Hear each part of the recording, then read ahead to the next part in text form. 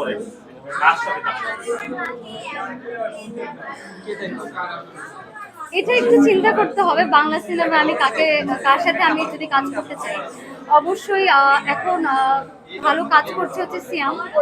সিয়াম ভাইয়া অনেক ভালো কাজ করছে এবং তার সাথে আরো অনেকেই ভালো কাজ করছেন এবং তাদের সাথে আমি অবশ্যই কাজ করতে চাই। এবং মেগা সুপারস্টার শাকিব খান ভাইয়ার কথা যদি বলি, উনি তো he is a mega superstar এবং এমন না যে আমি তার নায়িকা হিসেবে আমি কাজ করতে চাই, বাট তার সাথে আমি কাজ করতে চাই, মানে কোনো রোল হোক বা হচ্ছে গিয়ে কোনো প্রোডাকশনের কোনো পার্ট হোক বা বিহাইন্ড দ্য ক্যামেরা হোক, যেভাবে হোক আমি কাজ করতে চাই। ব্র্যান্ড প্রমোশন ছাড়া কি দর্শক আপনাকে নাটক সিনেমায় দেখতে পাবে কিনা?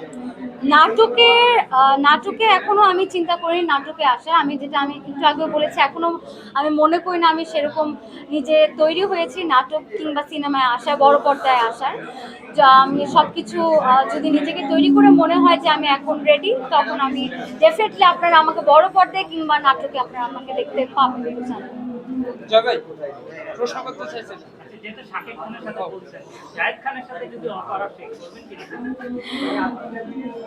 জায়েদ খান ভাইয়া উনিও ডেফিনেটলি হি ইজ অলসো, সে ইন্ডাস্ট্রিতে অনেক বছর ধরে উনি কাজ করে যাচ্ছেন এবং উনারও একটা রেপুটেশন আছে অবশ্যই। এবং তার সাথে যদি সুযোগ আসে ডেফিনেটলি আমি কাজ করবো। আমি কোনো কাজকে আমি ফেলবো না এবং সে অনেক সিনিয়র একজন আর্টিস্ট, সো ডেফিনেটলি আমি যদি করি অফার আসে, definitely I will never turn it down. তো অবশ্যই আমি সবার সাথে কাজ করতে চাই। জি বুঝি না, আমি কোশ্চেন শুনি। লাস্ট আপনার দর্শকদের জন্য কি বলবেন?